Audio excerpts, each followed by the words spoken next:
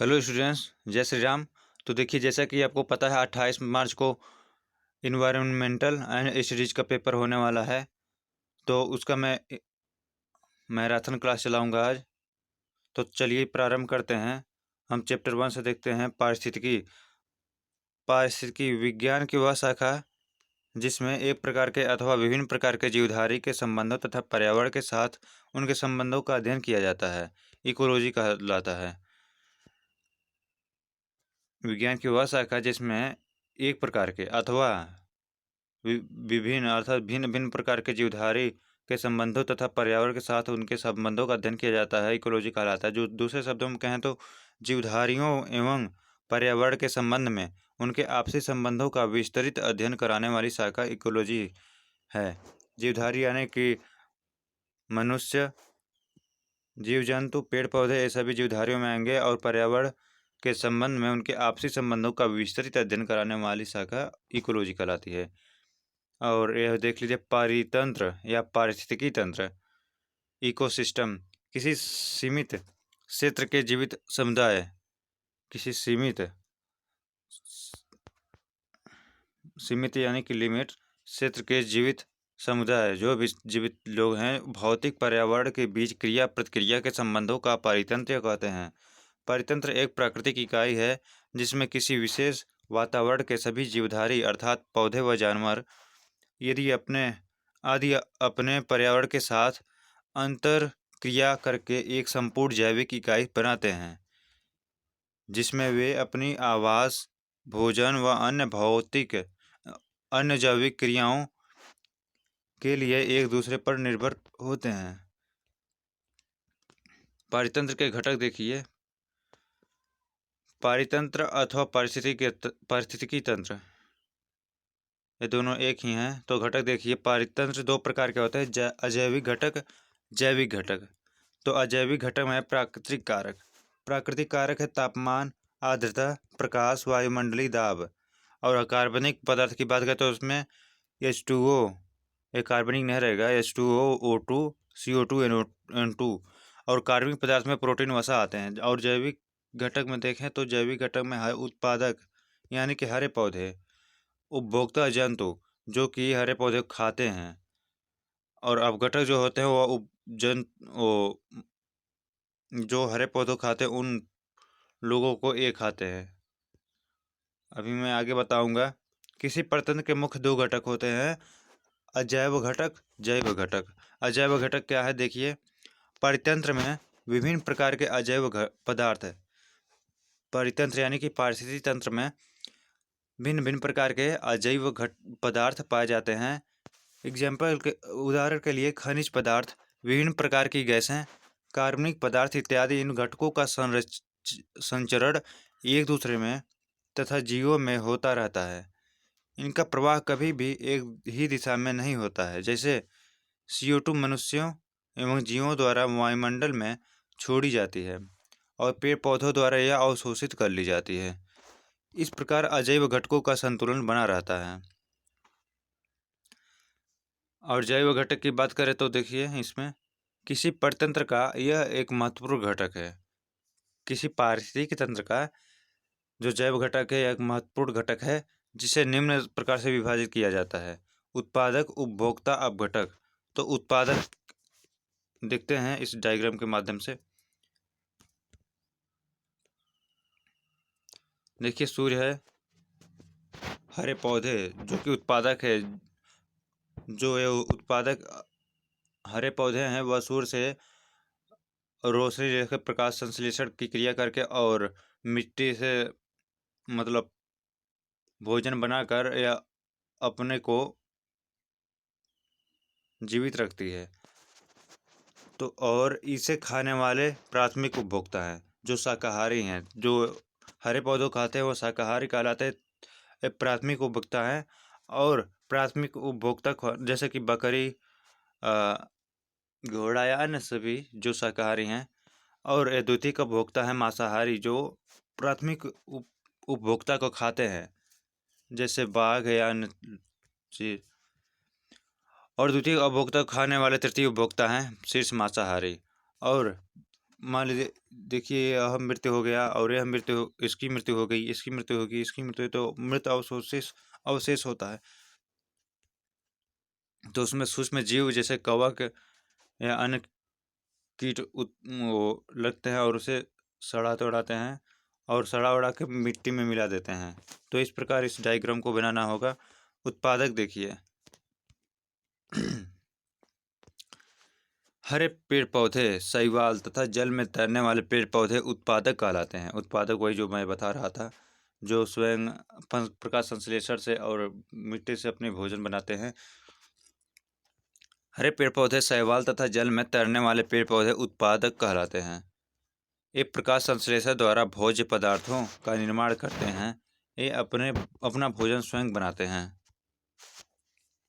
उपभोक्ता, कंज्यूमर, उत्पाद जीवों द्वारा तैयार भोजन ग्रहण करने वाले जीव जंतु उपभोक्ता कहलाते हैं। इनके अंतर्गत शाकाहारी एवं मांसाहारी दोनों प्रकार के जीव आते हैं। उपभोक्ता के अंतर्गत शाकाहारी और मांसाहारी दोनों प्रकार के जीव आते हैं। अब घटक डिकम्पोजर, इसके अंतर्गत मृत तोप जीवी जीवाणु, कवक, कीड़े मकोड़े तथा मिट्टी में रहने वाले सूक्ष्म जीव सम्मिलित हैं। ये जीव मृत उत्पादक और मृत उपभोक्ता के शरीर को जटिल कार्बनिक और अकार्बनिक पदार्थों में वितरित कर देते हैं। नवीकरणीय और अनवीकरणीय संसाधन, resource renewable and non renewable, ऐसे संसाधन जो पुनः उत्पन्न होने या जल्दी से नवीकरण करने की क्षमता रखते हैं, नवीकरण संसाधन कहते हैं। देखिए, ऐसे संसाधन जो पुनः उत्पन्न होने, मतलब उत्पन्न होने में ज़्यादा समय नहीं लगती या जल्दी से नवीकरण करने की क्षमता को रखते हैं, नवीकरण संसाधन कहलाते हैं। और दूसरे शब्दों में कहें तो ये कह सकते हैं कि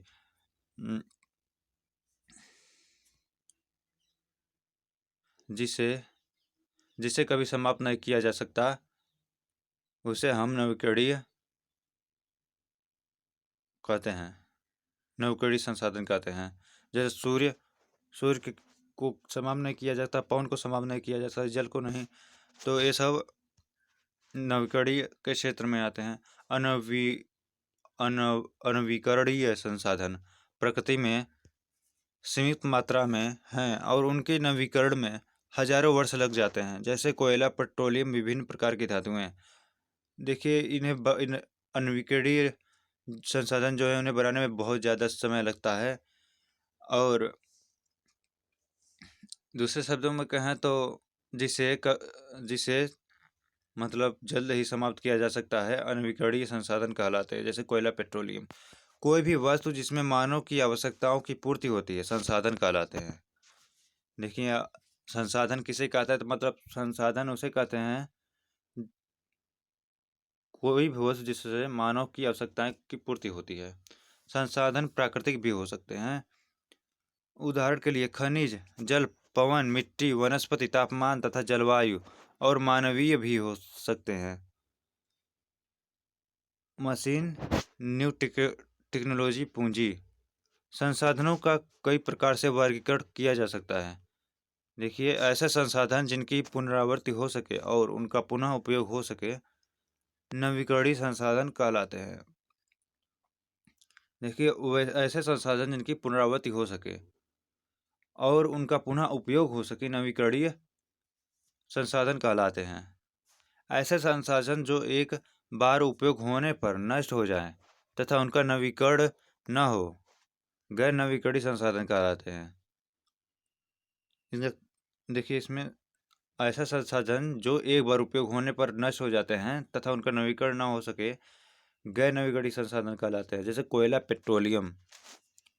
सतत विकास, देखिए तो आवश्यक है आएगा। सतत विकास को साधारणीय विकास भी कहते हैं।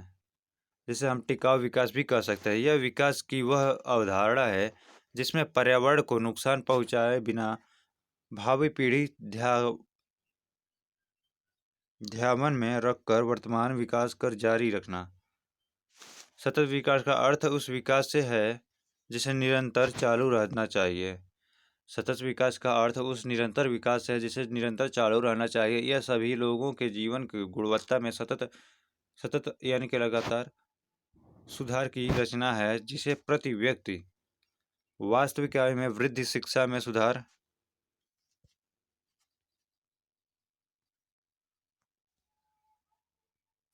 स्वास्थ्य तथा जीवन की सामान्य गुणवत्ता में सुधार और प्राकृतिक पर्यावरणीय साधन की गुणवत्ता में सुधार के द्वारा प्राप्त की जा सकती है। और सबसे महत्वपूर्ण तो ये है सतत विकास, साधारण विकास, MDG अर्थात मिलेनियम डेवलपमेंट गोल्स।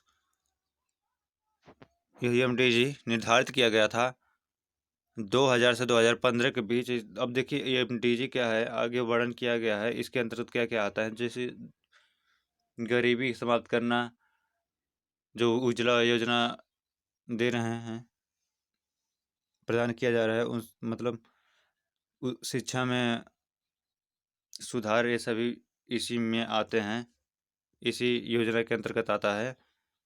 MDG को जो कि 2000 देखिए 2000 से 2015 तक किया गया था, परंतु इसमें यह पूरा नहीं हो सका, तो अब हो रहा है। MDG को हासिल न कर सकने की हालत को देखते हुए सदस्य संयुक्त राज्यसभा महासभा में नई रूपरेखा transforming our world the 2030 agenda for sustainable development, उसे पूरा न होने की दशा में अब की बारी जो रूपरेखा तैयार की गई है वो transforming our world the 2030 agenda for sustainable development की गई है। इसमें 2016 से और समय निर्धारित की गई है 2016 से 2030 की उपावधि में 17 लक्ष्य प्रयोजन हासिल करने हैं। इसी लक्ष्य को SDG कहा गया है। 17 लक्ष्य देखिए, इन 17 लक्ष्यों में क्या क्या है। नो पुअर्टी, गरीबी के सभी रूपों के विश्व में से समाप्ति, गरीबी की सभी रूपों को की विश्व में समाप्ति।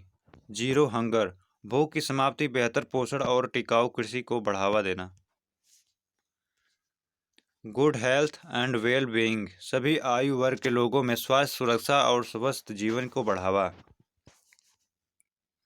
क्वालिटी एजुकेशन, समावेशी एवं न्याय संगत गुणवत्ता योग्य शिक्षा सुनिश्चित करने के साथ साथ सभी वर्ग के लोगों को सीखने का अवसर प्रदान करना।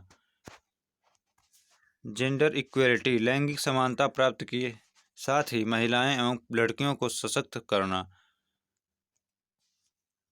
क्लीन वाटर एंड सैनिटेशन, सभी के लिए स्वच्छता और साफ जल की उपलब्ध सुनिश्चित करना। ये सभी इसी योजना के अंतर्गत रखा गया है। 2016 से 2030 के मध्य ये सभी पूरा कर देना है। अफोर्डेबल एंड क्लीन एनर्जी, सस्ती, टिकाऊ और प्रदूषण रहित ऊर्जा सुनिश्चित करना। Decent work and economy growth, सभी के लिए पर्याप्त रोजगार और आर्थिक विकास को उपलब्ध कराना। इंडस्ट्री इनोवेशन एंड इंफ्रास्ट्रक्चर, बेहतर बुनियादी ढांचा, सतत औद्योगिकीकरण और नवाचार को बढ़ावा देना। रिड्यूस्ड इन इक्वेलिटीज, अलग अलग देशों में व समाजों के बीच पर्याप्त असमानता को कम करना। सस्टेनेबल सिटीज एंड कम्युनिटीज, सुरक्षित, टिकाऊ और आधुनिक शहर व मानवीय समुदाय का निर्माण। तो ये सब इसी के अंतर्गत आते हैं। रिस्पॉन्सिबल कंज्यूम्पशन एंड प्रोडक्शन, जिम्मेदारीपूर्ण उपभोग और बेहतर उत्पादन प्रणाली का विकास करना।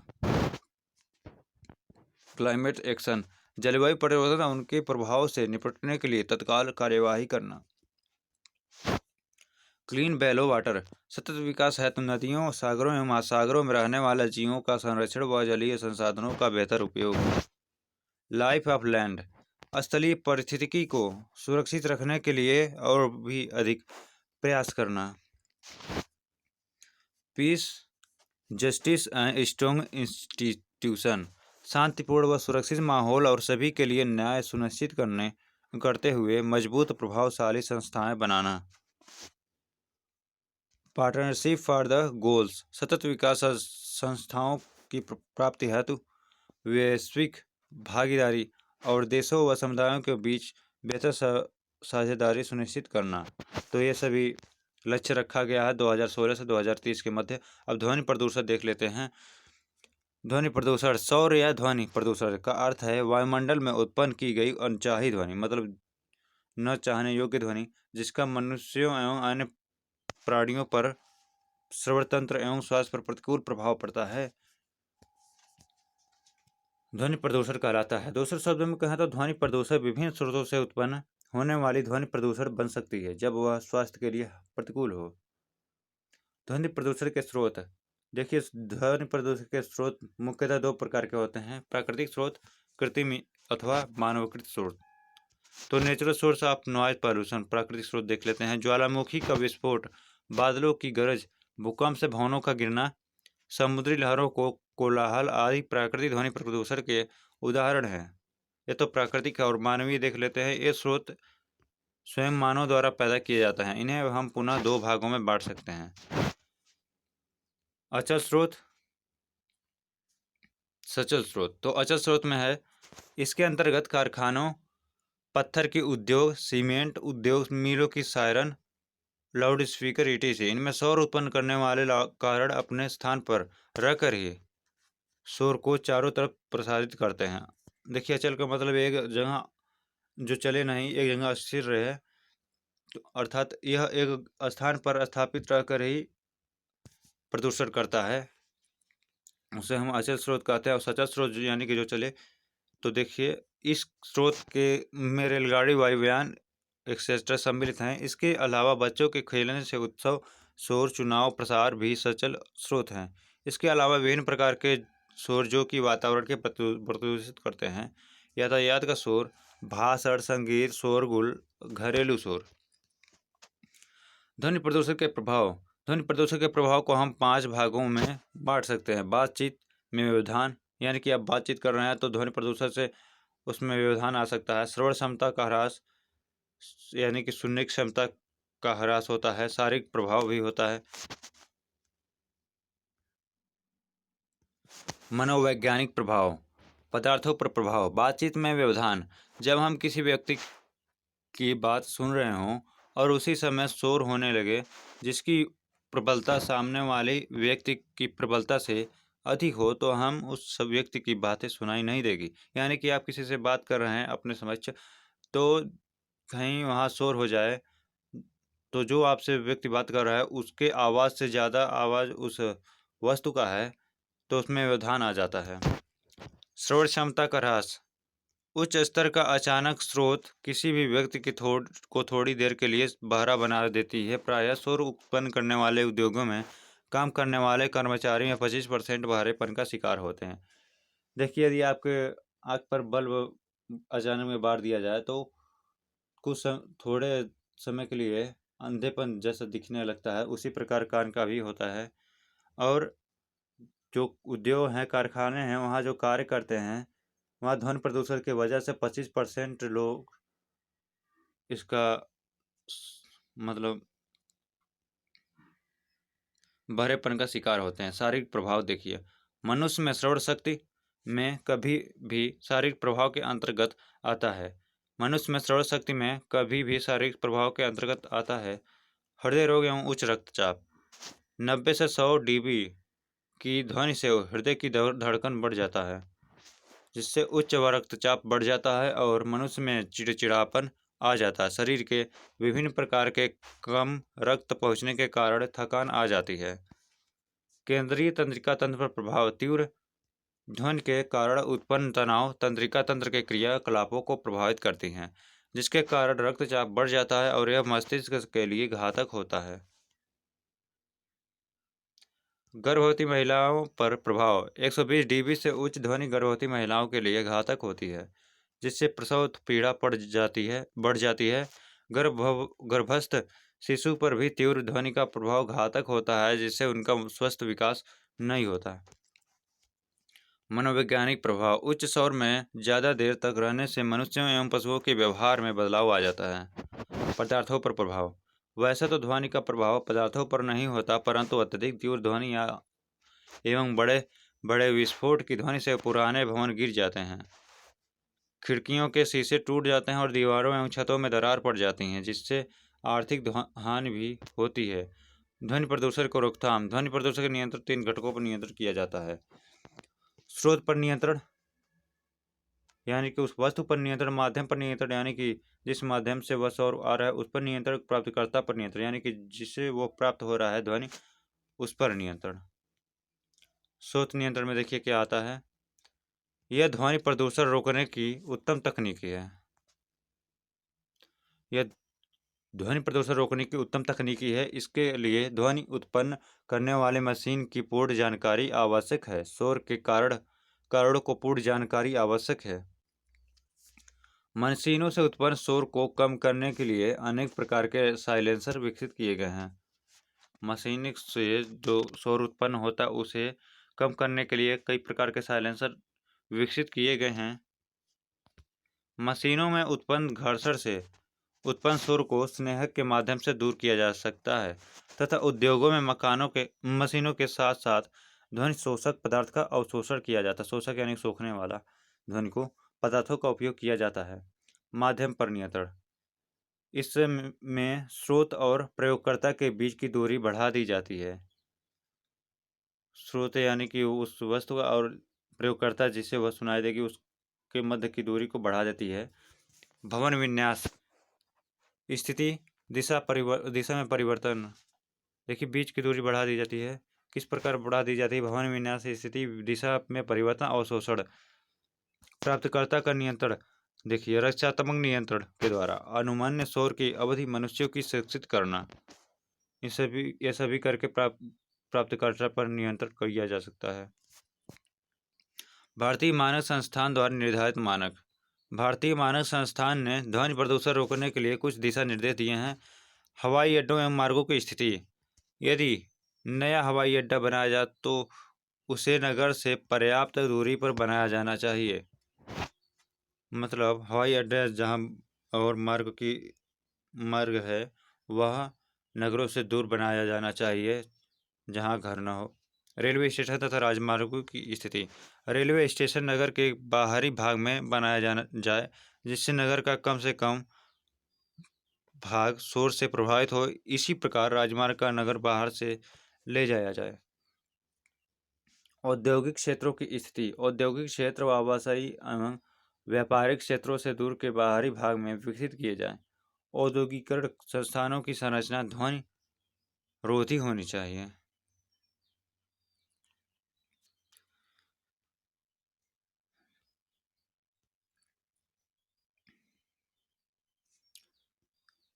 देखिए स्रोत ज्वालामुखी विस्फोट कुछ ऐसे हैं, इसे भी देख लीजिए लिखने के लिए। ज्वालामुखी विस्फोट, रॉकेट इंजन, तोप बंदूक, जेट इंजन, उड़ते समय हाइड्रोजन प्रेस, रॉक संगीत। ज्वालामुखी का ध्वनि स्तर है 190 dB। सघनता कष्टप्रद, मानव प्रतिक्रिया पीड़ादायक, पशुओं के लिए घातक। रॉकेट इंजन 180 dB, तोप बंदूक 160, जेट इंजन उड़ते समय 150 होता है dB। हाइड्रोजन प्रेस 130, रॉक संगीत डिस्को हॉर्न 120 dB होता है। और यह सभी की सघनता कष्टप्रद होती है और प्रतिक्रिया होती है मानव के लिए पीड़ादायक, पशुओं के लिए घातक।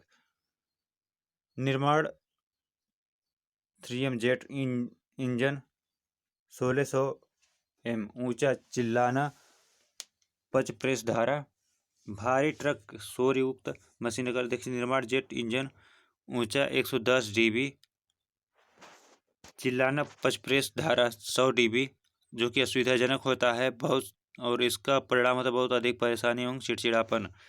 भारी ट्रक, शोर युक्त मशीनें, कारें 90 dB, बहुत ऊंची आवाज़ें, इसका परिणाम होता है बहुत अधिक परेशानी एवं चिड़चिड़ापन। स्वचालित वाहन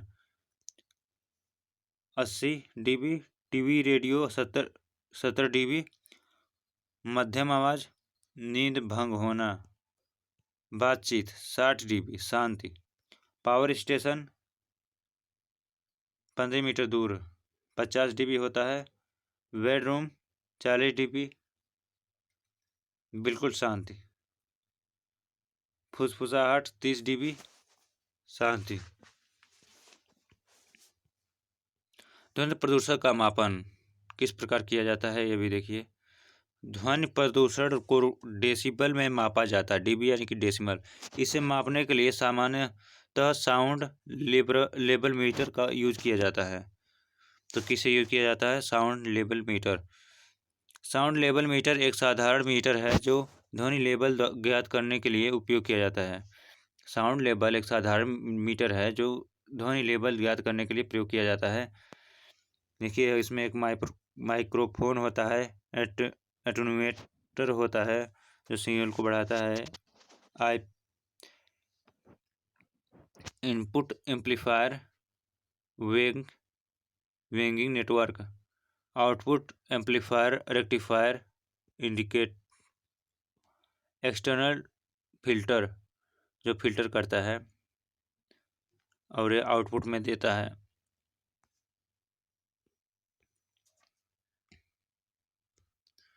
और उसके विभिन्न भागों का वर्णन देखिए। माइक्रोफोन, इसका कार्य साउंड वेव प्रेशर को ग्रहण करना तथा उस दाब परिवर्तन को इलेक्ट्रो वोल्टेज में परिवर्तित करना है। एटेन्यूएटर, इसका काम इलेक्ट्रिकल वोल्टेज को एम्पलीफाई करना है। एम्पलीफिकेशन उस लेवल को तय करता है जिस लेवल पर साउंड मेजर की जाती है। इनपुट एम्पलीफायर, इसका कार्य इलेक्ट्रिकल सिग्नल को साधारण लेवल तक उठाना है। वेइंग नेटवर्क, इसका कार्य उपकरण के संदर्भ में ध्वनि को विद्युत आवृत्ति में संशोधन करना है। आउटपुट एम्पलीफायर, इसका कार्य विद्युत के रूप में परिवर्तित ध्वनि के निकास की आवृत्ति को एम्पलीफाई करना है। ध्वनि लेवल मीटर के द्वारा ध्वनि प्राप्त होती है, वह ध्वनि का वर्ग माध्यम मूल मान होता है। आजकल IEC 123 व IEC X179 का प्रयोग बहुत मात्रा में होता है। IEC 123 का 123 का यूज साधारण कार्यों में ध्वनि की तीव्रता मापने के काम आता है। यह सस्ता एवं बनावट में मजबूत होता है, परंतु IEC 179 की अपेक्षा अधिक परिशुद्ध नहीं होता। IEC 179 का प्रयोग विशेष कार्यों में ध्वनि मापन में किया जाता है। International electro technical commission, water pollution अब देखते हैं। देखिए, ये सब आपके लिए अत्यंत महत्वपूर्ण है। जल हमारे दैनिक जीवन में बहुत महत्वपूर्ण स्थान रखता है। जल का प्रयोग कई रूपों में किया जाता है। जल का सबसे महत्वपूर्ण उपयोग जीवित रहने के लिए किया जाता है। प्रजातियों द्वारा पीने में किया जाता है। मनुष्य की पीने के लिए स्वच्छ एवं स्वास्थ्यवर्धक जल की आवश्यकता होती है, परंतु पर्यावरण प्रदूषण के कारण पृथ्वी के जल स्रोतों का जल अब प्रदूषित होने लगा है। प्रदूषण के बारे में अभिव्यक्तता के कारण हम जल के साथ साथ कितने हानिकारक तत्व बॉडी में पहुंचा देते हैं जो हमारे शरीर को धीरे धीरे कमजोर एवं बीमार बना देता है। प्रदूषित जल शरीर के अलावा अन्य भौतिक संपत्तियों को भी नष्ट कर देता है। जल प्रदूषण उत्पन्न करने वाले कारक को देखिए। प्राकृतिक प्रदूषण, कृषि संबंधी प्रदूषण, खनन प्रदूषण, नगर पालिका प्रदूषण, औद्योगिक प्रदूषण। तो इससे हम बारी बारी वर्णन करेंगे। प्राकृतिक प्रदूषण देखिए, प्राकृतिक क्रियाओं के कारण भी जल प्रदूषण हो जाता है। हवा में मिले हुए धूल, कण और गैसें वर्षा जल के साथ मिलकर जमीन पर आ जाती हैं, जिससे वर्षा जल अशुद्ध हो जाता है। हवा के द्वारा धूल, कण, गैसें वर्षा जल के साथ मिलकर जमीन पर आ जाते हैं, जिससे वर्षा जल अशुद्ध हो जाता है। बहते जल में मृदा के घुलनशील लवण मिल जाते हैं। जानवरों का मल मूत्र तथा मृत पेड़ पौधे भी जल की प्रदूषण के कारण प्रदूषण करते हैं। कृषि संबंधी प्रदूषण, फसलों की उपज बढ़ाने के लिए आजकल रासायनिक खादों और कीटनाशकों का प्रयोग किया जाने लगा है। इस प्रयोग से फसल की पैदावार बढ़ जाता है, परंतु इन खादों और कीटनाशकों की कुछ मात्रा अन्न व जल दोनों में मिल जाते हैं, जिसके कारण वर्षा जल के साथ ये पदार्थ धुल जाते हैं, जिसका प्रभाव मनुष्य पर अत्यंत घातक होता है। वर्षा जल रिसकर भूमिगत जल को भी प्रदूषित कर देता है। खनन प्रदूषण। खानों से प्राप्त खनिज शुद्ध नहीं होते हैं। सबसे पहले इनकी धुलाई की जाती है। धुलाई से प्राप्त जल में मिट्टी के कण एवं अन्य घुलनशील पदार्थ मिल जाते हैं। यही जल अंत में जलधारा में मिला दी जाती है। इस प्रकार प्राकृतिक जल प्रदूषित हो जाता है। नगर पालिका प्रदूषण। घरों की गंदगी जैसे मलमूत्र, स्नानगृह का निस्ताव, रसोई घर के व्यर्थ जल, कपड़े धोने से प्राप्त साबुन, डिटर्जेंट मिला जल आदि सीवर लाइन में मिलती है और अंततः यह किसी नदी में गिरा दी जाती है। वर्षा जल के साथ सड़कों गलियों की गंदगी भी बहकर सीधे ही या सीवर पाइपों से होकर नदी में मिल जाती है, जिससे नदी का प्राकृतिक जल से मिलकर प्रदूषित हो जाता है। औद्योगिक प्रदूषण। अधिकतर उद्योग अपने उत्पाद निर्माण प्रक्रिया में जल का यूज करते हैं। जल के अलावा कई रसायनों का यूज किया जाता है। इनका निस्ताव अधिक घातक होता है। इसके कई तीव्र अम्ल, क्षार, जहरीले पदार्थ हो सकते हैं। इन रासायनिक पदार्थों युक्त जल सीवर के माध्यम से जल नदी में प्रवाहित किया जाता है, जिससे प्राकृतिक जल का प्रदूषण हो जाता है। जल प्रदूषण के प्रभाव। मनुष्य, जीव जंतुओं, पेड़ पौधों, पदार्थों आदि पर जल प्रदूषण के हानिकारक प्रभाव पड़ते हैं। जैसे मनुष्य पर प्रभाव पड़ता है। देखिए, दूषित जल का मनुष्य के स्वास्थ्य पर बुरा प्रभाव पड़ता है। दूषित जल से होने वाली बीमारियां जल के प्रदूषण की मात्रा पर निर्भर करती हैं। जैसे पीलिया, हैजा, दस्त, टाइफाइड जैसे बीमारियां प्रदूषित जल से पनपती हैं। औद्योगिक निस्राव से सीसा, कैडमियम, पारा व अन्य विषैले पदार्थ आदि पानी, अगर इनकी सूक्ष्म मात्रा भी शरीर में पहुंच जाए तो घातक बीमारियां जैसे हृदय संबंधी रोग, कैंसर आदि की बीमारियां हो जाती हैं। जलीय प्रजनन पर प्रभाव देखिए। तालाबों, नदियों, झीलों, नहरों पर जलाशयों का जलीय प्रतंत्र होता है। इसमें जीवों की अनेक प्रजातियां व वनस्पतियां होती हैं।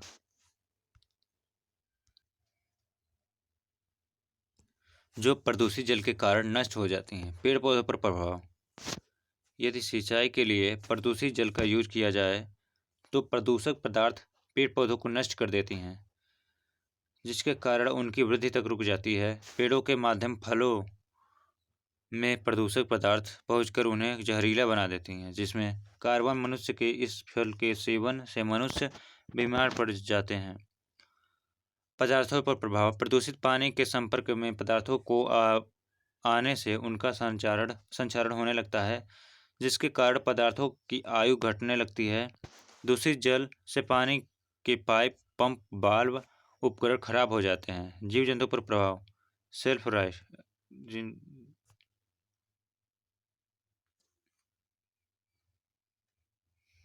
जीव जंतु पर प्रभाव भी मनुष्य के प्रकार जैसे होते हैं, मनुष्य जैसे होते हैं। उपचरित अपशिष्ट जल के मानक। उद्योग से निकलने वाला निस्राव बहुत अधिक प्रदूषित किया जाता है। प्रदूषण की मात्रा उद्योग पर निर्भर करती है, परंतु इस निस्राव को नदी में गिराने से पहले इसका उपचार कर लेना चाहिए।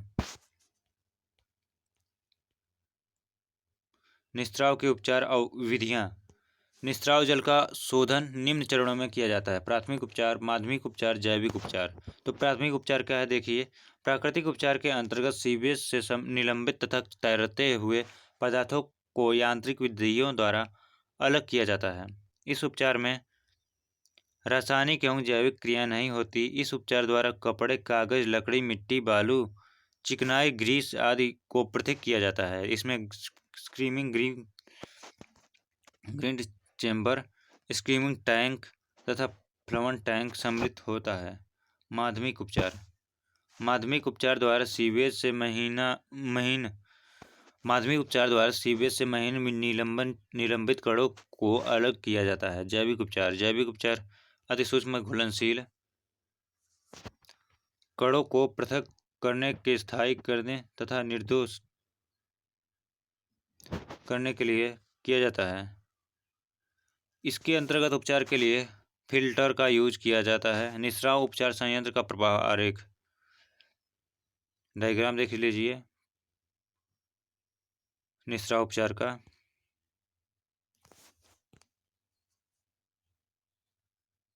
तो आप इसका स्क्रीनशॉट ले लीजिए। बहुत बड़ा है।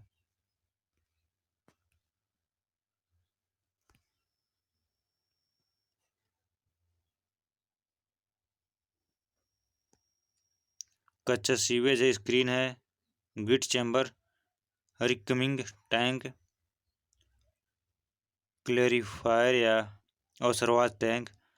यदि आप PDF लेना चाहते हैं तो आप चैनल वो टेलीग्राम चैनल पर जुड़ जाइए, मैं डिस्क्रिप्शन में लिंक दे दूंगा, तो आप इस PDF को प्राप्त कर लेंगे। प्राथमिक उपचार के लिए क्रमशः स्क्रीन गेट टैम्बर तथा स्क्रीमिंग टैंक से निस्राव गुजारा जाता है। माध्यमिक उपचार के लिए स्क्रीमिंग टैंक के निस्राव को अवसादन टैंक में गुजारा जाता है। जैविक उपचार के लिए इसे या तो सीधे सिंचाई के लिए यूज कर लेते हैं या फिर इसे कृत्रिम विधियों द्वारा फिल्टर से गुजारा जाता है, जिससे शोधित किए हुए जल को प्राकृतिक जल में निस्राव कराया जाता है। निस्राव उपचार संयंत्र के भागों के मुख्य कार्य। स्क्रीन चैम्बर निस्राव में निलंबित तथा तैरते हुए पदार्थों जैसे कागज, लकड़ी, रसोई का कचरा, कपड़ों के टुकड़े आदि को छान कर अलग किया जाता है। ग्रीट चैम्बर बालू, राख, कांच के टुकड़े ग्रीट कहलाते हैं। ग्रीट चैम्बर में चैनल के परिच्छेद को बढ़ाकर निस्राव का वेग कम कर दिया जाता है, जिससे ग्रीट तली में बैठकर अलग हो जाते हैं। स्क्रीमिंग टैंक अपशिष्ट जल में उपस्थित ग्रीस, तेल आदि को झाग के रूप में परिवर्तित करने के लिए स्क्रीमिंग टैंक का उपयोग किया जाता है।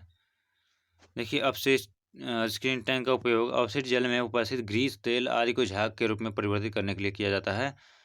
इस झाग को अलग करके ग्रीस, तेल आदि पदार्थ निस्राव से अलग कर दिए जाते हैं। अवसादन टैंक इस टैंक में निस्राव का वेग काफ़ी कम कर दिया जाता है, जिससे निस्राव में मिले हुए महीन निलंबन निस्राव कण अलग हो जाते हैं। सीवेज फिल्टर्स कार्बनिक अशुद्धि से युक्त अत्यंत महीन कणों वाले निस्राव को जैविक उपचार के लिए फिल्टर में भेजा जाता है। देखिए, कार्बनिक अशुद्धियों से युक्त अत्यंत महीन कणों वाले निस्राव को जैविक उपचार के लिए फिल्टर में भेजा जाता है। फिल्टर के अंदर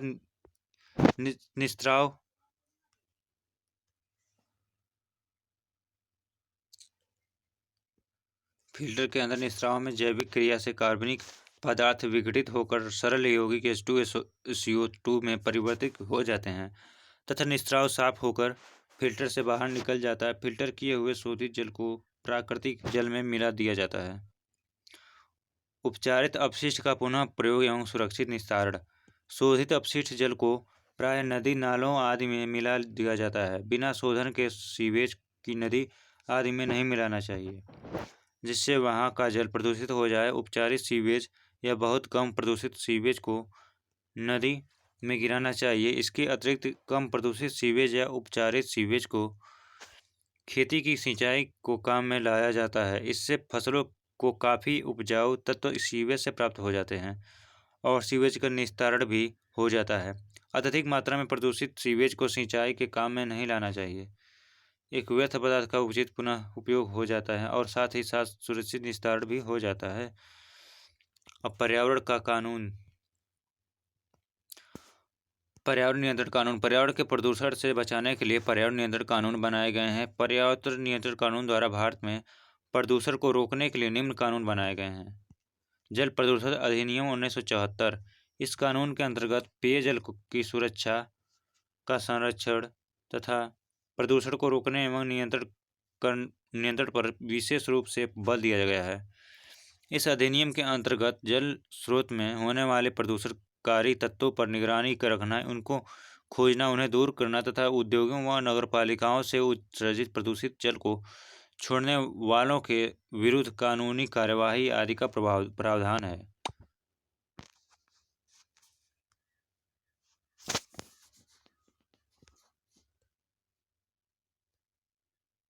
इस नियम के अंतर्गत राष्ट्रीय स्तर पर केंद्रीय प्रदूषण नियंत्रण बोर्ड का गठन किया गया। यह अधिनियम जल प्रदूषण की रोकथाम एवं नियंत्रण के लिए बनाया गया है। सदस्यों का कार्यकाल 3 वर्ष का है। बोर्ड की मीटिंग 3 महीने कम से कम एक बार होगी। बोर्ड विशेष कार्यों के लिए कमेटी बना सकता है, जिससे बोर्ड तथा बाह्य दोनों प्रकार के व्यक्ति सदस्य हो सकते हैं। केंद्रीय बोर्ड के कार्य। केंद्रीय सरकार को जल प्रदूषण संबंधी सलाह देना, जल प्रदूषण को रोकने हेतु कार्यक्रम चलाना, जल प्रदूषण संबंधी जानकारी संचार माध्यमों द्वारा जल साधारण को प्रदान करना, जल उपचार के सस्ते तरीके निकालना, सरकार को उन उद्योगों की जानकारी देना जो हानिकारक उत्सर्जक बाहर छोड़ रहे हैं। नियमों का उल्लंघन करने पर 3 महीने की सजा तथा 5,000 रुपये का प्रावधान है। देखिए, अब यह पार्ट 1 होगा। दूसरे पार्ट में मैं और भी वीडियो मतलब बनाऊंगा। तो मिलते हैं नेक्स्ट वीडियो में, तब तक के लिए जय श्री राम।